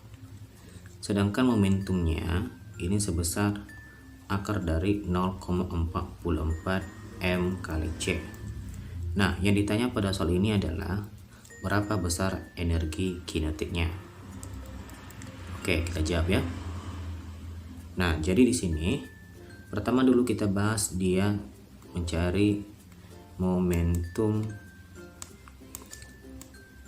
relativitas, di mana rumus mencari ini dirumuskan dengan persamaan P sama dengan gamma dikali dengan M0 dikali dengan kecepatannya. Nah, jadi ini rumus kalau kita mencari besar momentumnya. Oke, kemudian di sini kalau di sini kita nanti mencari gamma, pertama dulu kita masukkan momentumnya, di mana ini sama dengan akar dari 0,44 M dikali dengan C. Nah, ini juga menjadi gamma dikali dengan M0 dikali dengan kecepatannya. Nah, kita coret yang ini, pindahkan yang ini ke sebelah kiri, maka nanti ini menjadi akar dari 0,44 kali C dibagi dengan kecepatan. Nah, gamma yang ini dia sama dengan 1 per akar dari 1 kurang V kuadrat per C kuadrat. Nah, supaya hilang akar ini, yang kiri dan kanan ini kita kuadratkan. Maka nanti ini kita dapatkan dia menjadi 0,44 C kuadrat dibagi dengan V kuadrat sama dengan 1 per 1 kurang V kuadrat per C kuadrat. Nah, kemudian di sini kita buat perkalian silang antara yang ini dengan ini dan juga yang ini. Maka nanti ini kita dapatkan menjadi 0,44 C kuadrat dikurang 0,44 V kuadrat sama dengan V kuadrat. Nah, pindahkan yang ini ke sebelah kanan, maka nanti ini menjadi 0,44 C kuadrat sama dengan 1,44 V kuadrat. Pindahkan ke kiri atau nanti ini menjadi V kuadrat sama dengan 0,44 per 1,44 C kuadrat. Maka kecepatan sama dengan akar dari 0,44 C kuadrat dibagi dengan 1,44, atau ini menjadi akar dari 0,44 dibagi dengan 1,2 dikali dengan C. Nah, kemudian nilai dari kecepatan ini kita masukkanlah dia ke persamaan yang ini. Maksudnya kita mesti mencari gamma ya. Kalau ini pindah nanti ke kiri, maka nanti ini kan kita dapatkan menjadi gamma sama dengan 0,44 C per kecepatan ya. Maka nanti ini menjadi akar dari 0,44 C per, kita kan TV ini menjadi akar dari 0,44 C per 1,2. Nah ini bisa dicoret, nanti tinggal gamma sama dengan 1,2. Nah kemudian nilai gamma yang kita dapat yang 1,2 ini itu kita gunakan untuk mencari besar energi kinetik, dimana energi kinetik relativistik dirumuskan dengan persamaan energi kinetik sama dengan gamma dikurang 1 dikali dengan N0. Nah inilah rumusnya. Nah di sini nanti nilai gamma itu tadi kita dapatkan dan kita masukkan ke persamaan ini, maka nanti ini kita dapatkan menjadi energi kinetik sama dengan 1,2 dikurang 1 dikalikan dengan N0, atau nanti ini menjadi 0,2 N0, atau energi kinetik sama dengan 0,2 M kali C kuadrat. Berarti untuk soal ini pilihan jawabannya adalah di bagian D. Nah beginilah cara mengerjakan soal nomor 19.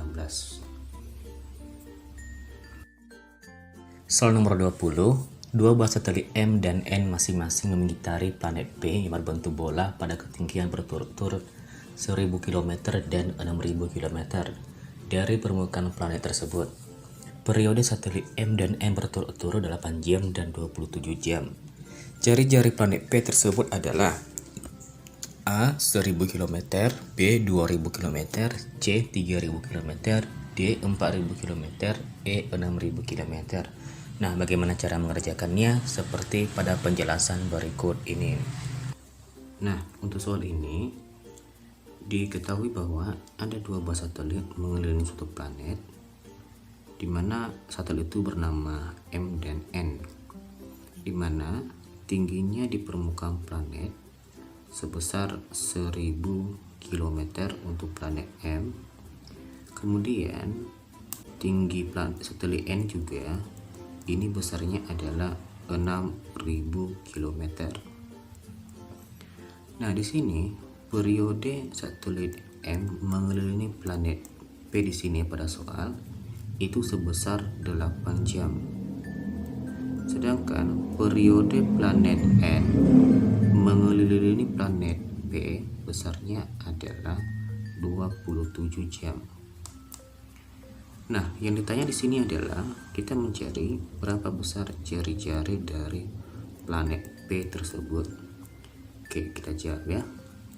Nah, mengerjakan ini kita di sini menggunakan rumus mencari hukum Newton pada gravitasi, di mana rumusnya di sini adalah dirumuskan dengan persamaan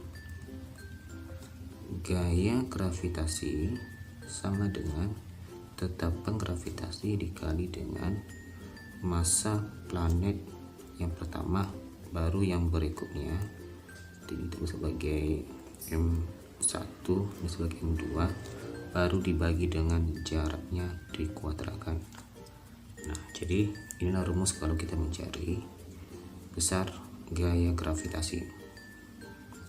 Oke, nah kemudian kita juga di sini menggunakan rumus mencari gaya sentripetal, di mana rumusnya di sini adalah dirumuskan dengan suatu persamaan bahwa gaya sentripetal sama dengan massa dikali kecepatan sudut kuadrat dikali dengan jari-jarinya sama dengan massa dikali kecepatan linear kuadrat baru dibagi dengan jari-jarinya. Nah, jadi inilah kedua rumus yang digunakan untuk mencari besar gaya sentripetal. Oke, kemudian di sini untuk mengerjakan soal ini, kedua satelit ini dia mengitari planet P. Nah, di sini nanti syarat agar satelit mengitari suatu planet. Nah, di sini nanti gaya gravitasi harus sama dengan besar gaya sentripetalnya. Ini nanti besarnya. Nah, sekarang yang ini kita ganti dia seperti ini, dan juga yang ini kita ganti dia menjadi seperti ini. Maka nanti ini kita dapatkan menjadi tetapan gravitasi dikali dengan, karena di sini punya kita antara planet, di sini planet P dengan satelit, maka nanti ini kita buat aja dia jadinya adalah massa planet P dikali dengan massa kecil aja dibagi dengan jaraknya dikuadratkan sama dengan massa satelit dikali dengan omega kuadrat baru dikalikan dengan jaraknya. Nah, kita coretlah ini. Nah, omega itu sama dengan 2V per periode. Nah, ini dikuadratkan, maka nanti ini kita dapatkan menjadi G kali massa planet P dibagi dengan R kuadrat sama dengan 4V kuadrat dibagi dengan periode kuadrat dikali dengan R. Nah, pindahkanlah R ini ke sebelah kiri, maka nanti ini menjadi G kali massa planet dibagi dengan R pangkat 3 sama dengan 4V kuadrat per periode kuadrat. Atau nanti ini kita dapatkan menjadi perbandingan antara periode kuadrat dibagi dengan R3 sama dengan 4V kuadrat per G kali massa planet. Nah, rumus ini dia sama dengan hukum Kepler yang ketiga, di mana perbandingan periode kuadrat terhadap jaraknya terhadap pusat lingkarannya atau pusat perputarannya itu konstan. Maka nanti ini bisa juga kita tuliskan menjadi periode kuadrat dibagi dengan jaraknya ke pusatnya, ini adalah konstan. Kalau kita kemarin bicara tentang hukum Kepler ya, konstan di sini, konstan. Oke, nah nanti ini rumus mencarinya. Nah, sekarang kita bandingkan antara satelit M dengan N. Maka nanti ini menjadi periode satelit M kuadrat dibagi dengan jarak M pangkat 3, ini sama dengan satelit N kuadrat dibagi dengan jarak N pangkat 3. Nah, jarak ini kita menggambarkan dia dulu. Misalkan inilah sebagai planet itu dia, dan kemudian dia di sini memiliki jari-jari sebesar R.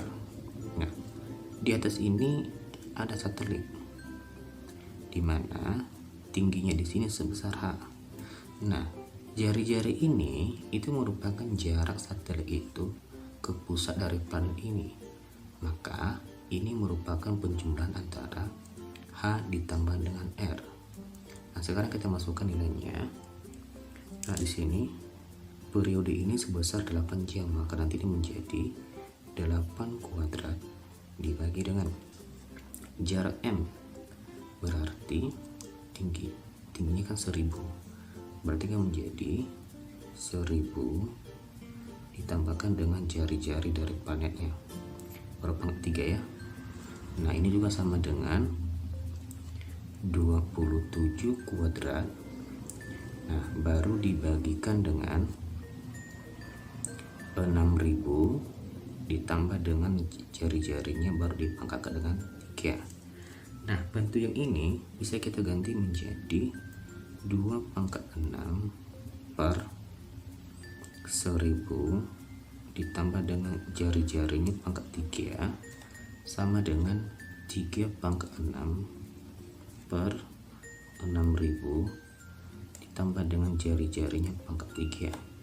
Nah, kita hilangkan yang pangkat 3 ini dengan cara ruas kiri dan ruas kanan ini kita bagi dengan pangkat sepertiga. Nah, maka nanti ini kita dapat menjadi 2 pangkat 2 per 1000 tambah R sama dengan 3 pangkat 2 per 6000 ditambah dengan R. Nah, ini nanti menjadi 4 per 1000 tambah R, nah, sama dengan 9 per 6000 ditambah dengan R. Nah, kita pecahan silang, maka nanti ini kita dapatkan menjadi 24.000 tambah 4R. Nah, ini nanti sama dengan 9.000 ditambah dengan 9R. Nah, kemudian di sini kita pindahkanlah yang 9R ini ke sebelah kiri dan yang ini ke sebelah kanan. Maka nanti ini kita dapatkan menjadi, ini kita baca di sini ya. Nah, di sini kita buat. Nah, ini nanti menjadi minus 5R sama dengan minus 15.000 ya. Atau nanti ini kita dapatkan R itu adalah minus 15.000. Oke, 15.000 ini ya. Nah, baru dibagikan dengan minus 5. Ini sama dengan 3000 km. Nah, berarti untuk soal ini pilihan jawabannya adalah di bagian C. Nah, begini cara mengerjakan soal nomor 20.